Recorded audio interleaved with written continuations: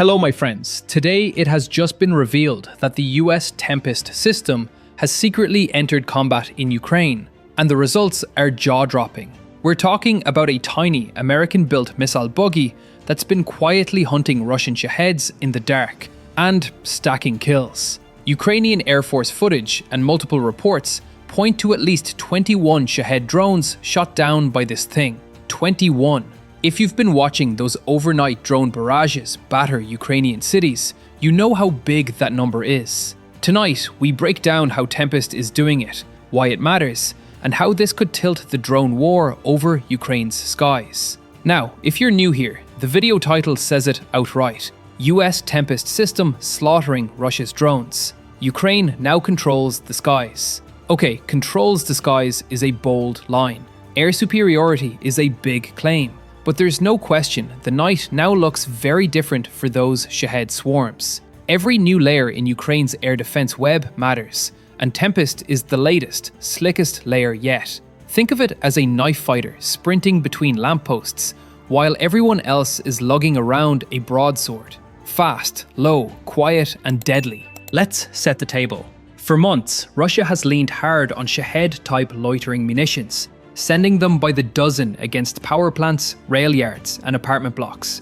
They're cheap, they're loud, and they're meant to saturate defenses. Ukraine has answered with a patchwork that became a masterpiece. Patriots for high-end missiles, NASAMS and IRIS-T for cruise missiles and aircraft, Gepards for low-level targets, and a swarm of manpads, guns, jammers, and homemade innovations in between. But the problem was always coverage at 2 a.m. when small, slow, noisy targets sneak low over rooftops and tree lines. That's where Tempest was built to live, on the edge of town, in the mud, under the rain, waiting. So what is Tempest? It's a short-range, mobile air defense system developed by US contractor V2X and publicly unveiled in October 2025 at the AUSA Expo in Washington. From trade show to combat footage in just a few months, an insane development loop driven by the Ukraine war's lessons. Reports and official descriptions match what we see in the Ukrainian video. A minimalist launcher bolted onto a light off-road chassis, sensors up top, and 2 ready-to-fire Hellfires on the rails. That's not a typo, Hellfires. The same family of missiles you know from Apaches and Reapers, now repurposed to crack drones. The system was shown in a mobile buggy form and a trailer-mounted variant for base and airfield perimeter defense. Here's the headline that made the rounds. Ukrainian air defenders operating Tempest have shot down at least 21 Shahed drones, according to the Ukrainian Air Force's Central Command video and subsequent reporting. The clips appear to have been filmed in autumn or early winter, so the real tally might be higher. The footage shows the whole kill chain compressed into seconds. Detect, lock, launch, detonate, then move. Shoot and scoot is baked into the design. If you're wondering how a dune buggy can swat drones, the secret sauce is in the missile and the seeker. The version used against Shaheds is assessed to be the AGM-114L Longbow Hellfire, the radar-guided fire and forget variant. Unlike laser-guided types, Longbow tracks with its own millimeter wave radar. It doesn't care about smoke, fog, or the drone's own shaky flight. Launch, break contact, and the missile does the rest. It carries roughly a 9-kilogram warhead, plenty to pop a plywood and plastic loiterer without raining debris across half the district. And yes, we've seen the platform up close. The image released by Ukrainian sources and earlier Expo shots show Tempest mounted on a Can-Am Maverick X3 type chassis, with a compact radar dish and comms antennas on the roofline. The launcher rails flank the vehicle, 2 missiles ready at any time. There is also a static or semi-fixed trailer version for base defense. Imagine this guarding an airfield's dark corners while the mobile teams sprint between neighborhoods. That duality, roving hunters plus perimeter sentries, helps plug the gaps that Shaheds love to exploit. The Ukrainian Air Force's Central Command highlighted exactly that. Seconds from detection to launch, and the mobility to get ahead of the inbound drones before they reach their targets. According to the Ukrainian side, the unit credited with those 21 kills is part of a mobile anti-air missile detachment that's been on constant night duty, The command's own note hints that the montage was older, meaning the 21 figure was a floor, not a ceiling. Again, the key detail: it takes only a few seconds from detect to release. That's the entire point of a Shahed interceptor. You don't get time to debate. You move, you fire, you move again. In a war where a lot of Western systems are heavy, stationary, and expensive per shot, Tempest is the opposite: light, opportunistic, and able to hide in a hedgerow. Let's walk through a night with Tempest. Picture a cold wind crossing a field outside a substation. Generators hum. Somewhere to the northeast, 3 Shaheds buzz like angry mopeds, 30 meters off the deck. A passive sensor net, Ukrainian spotters, acoustic arrays, maybe a radar picket, alerts a Tempest team parked behind a tree line. The roof radar slews. The system paints the lead drone, calculates a fire solution, and a longbow leaps from the rail. There's no smoke trail ballet, no flares, just a dot racing into the night and a bright, clean flash where the drone used to be. The crew nudges forward, angles the nose, and sends the second Hellfire at number 2. They don't wait for gratitude. The buggy lunges into a ditch, pulls a tight turn, and vanishes down a farm track before the third Shahed's debris even hits the grass. That's the tactic: quick ambushes at likely avenues of approach, power corridors, rivers, roadway gaps, followed by immediate displacement. It's the anti-drone equivalent of a guerrilla snap ambush. Every kilometer you push the engagement bubble away from the city edge is a kilometer of lives and transformers saved. Let's talk trade-offs, because there's no free lunch in air defense. The AGM-114L is not cheap. Estimates peg the longbow in the approximately $100,000 class per shot. That's more expensive than a Shahed, though still dramatically cheaper than lobbing a Patriot PAC-2 at it, and far more flexible than a static gun that simply might not be in the right place. Ukrainian analysts have already flagged the cost per kill debate. The answer isn't that Tempest replaces cheaper guns or AI turrets. It complements them, catching what slips the net. You don't build a roof with one shingle. On the tech side, the longbow's radar guidance is a big deal against Shaheds. These drones fly low and bounce around, sometimes masked by trees, smoke, or the dust of their own propellers. Laser designators can lose track. Electro-optical trackers can be fooled by clutter. Jammers can be outrun. A millimeter wave seeker that can see through battlefield obscurance, coupled with a high explosive charge designed to shred composites and fuel, is exactly what you want. For the nerds, the AGM-114L is a true fire-and-forget weapon. It can lock before or after launch, and it doesn't ask the crew to babysit a laser spot while a kamikaze drone barrels toward a transformer. That buys precious seconds to move, reload, or engage a second target. And yes, there is a trailer variant. That matters for strategy. Urban sprawl is hard to cover with one mobile team. Critical sites need their own watchdog.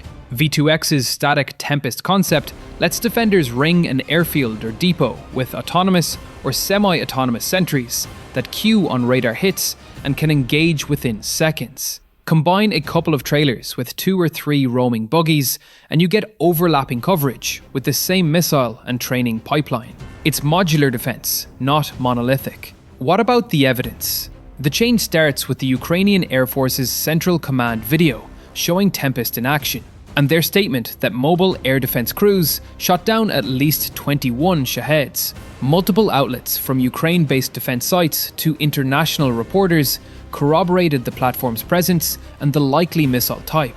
One Kyiv outlet noted the debut at AUSA 2025 and emphasized that the transfer itself hadn't been publicly announced. It just showed up in combat footage. Very on brand for wartime Ukraine.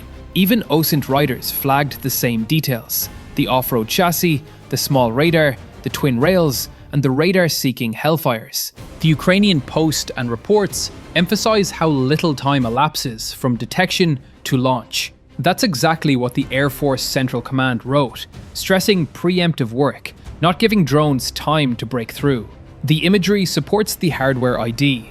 On page 6 of the compiled reporting, those expo photos, the vehicle, sitting on a Can-Am Maverick X3 chassis, is positioned under show lights, with its radar dish, radio masts, and 2 horizontally mounted missiles. Page 7 references the trailer-borne setup, and the text anchors the AUSA 2025 first showing.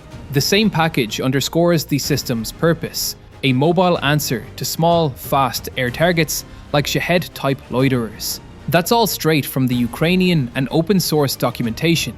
Does Tempest mean the end of Shaheds? No, but it complicates Russia's playbook. Shaheds win by numbers, routing around the umbrella edges and forcing expensive intercepts. A light, shoot-and-scoot interceptor that can wait exactly where those routes converge makes the swarm trickier to execute. It also forces Russia to consider higher-end munitions, cruise missiles, or guided ballistic systems, where Ukraine's medium and high-tier defenses are excellent and Western supplied. One could argue that Tempest doesn't change the entire war. It changes the cost calculus of terror raids. That's often how wars are won, one spreadsheet column at a time. And before anyone asks, can a system like Tempest be spoofed by decoys or saturated by numbers? Sure, but decoys that mimic a Shahed's radar signature and flight profile are non-trivial, and saturation assumes the drones can arrive at the same window through the same lanes. Tempest's answer is mobility and networking.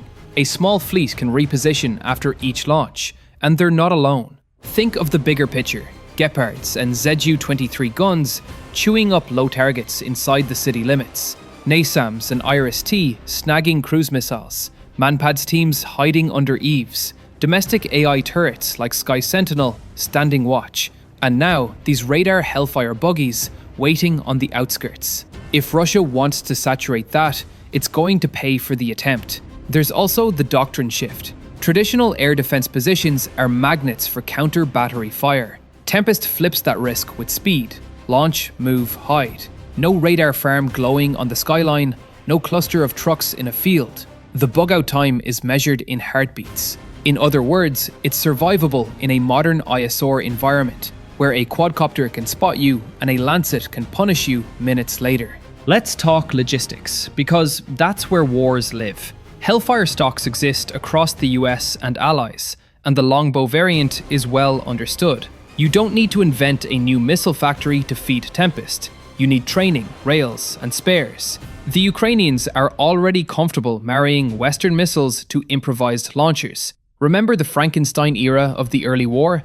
This is the polished production version of that instinct. Cost per shot is real, but so is the cost of a downed transformer yard or a cratered power substation. If a $100,000 missile saves a $100 million grid node and 1,000 apartments from freezing, the math isn't hard. A brief pause for the "how do we know it's Tempest, not just any launcher" question. The open source fingerprints line up. The unique roof-mounted radar dish, the 2-rail side pods, the particular proportions of the Can-Am platform, and the US-style missile rails. Ukrainian and international outlets independently highlighted the same cues, and the timeline matches the AUSA unveiling. The Ukrainian Air Force's Central Command Post ties it together with explicit credit to the Mobile Anti-Air Unit and the 21 claims. If it looks like a Tempest, launches like a Tempest, and, well, Tempests like a Tempest. Occam's razor is blunt here. We should also be honest about range. Hellfires aren't long-range SAMs. You're talking a handful of kilometers depending on profile. That's not a bug, it's a feature. Short range means teams set ambushes tight to the target. It's the last line, the goalie's gloves. And against slow Shaheds, that's perfect. No need to hurl million-dollar interceptors from 20 miles away if you can catch the drone just outside city limits. How does this reshape the nightly map? Imagine Ukraine's regional commands carving their perimeters into Tempest boxes, pre-surveyed shooting lanes with quick egress routes, safe backstops, and radio dead ground to hide in after a launch. They can shift those boxes nightly, throw in the trailer variant to defend fixed sites, and you've added a moving minefield to the sky. That in turn pressures Russia to change ingress routes, altitudes, and timings. Each change opens them up to other layers of the Ukrainian air defense onion. Think of a nightclub bouncer who also happens to run a marathon and knows every alley in town. Not fun to break past. If you're a Shahed, Tempest is that annoying friend who shows up uninvited to your drone party eats 2 slices of pizza, and then flips the breaker. Does it make the whole party tragic? Maybe not. Does it ruin the vibe? Absolutely. If you've ever tried to get comfy on a couch and the cat decided your lap was the new launch rail, same energy. We should address the elephant. Are we just seeing one shiny prototype, or is there a real fleet? The Ukrainian reporting makes it sound like at least a unit's worth is in rotation, and the trailer variant has been demonstrated by the manufacturer. Kyiv-based outlets suggested Ukraine may have received 1 or more prototypes for testing and refinement in combat conditions. Again, very on brand. That's how Ukraine took first-gen Western kit and turned it into battle-hardened doctrine in 2022 to 2025. Will Russia adapt? Of course. They'll vary headings, stack decoys, and try to target Tempest teams with counter-battery or loitering munitions. But a small off-road buggy is a terrible target. Hard to see, easy to move, easy to hide.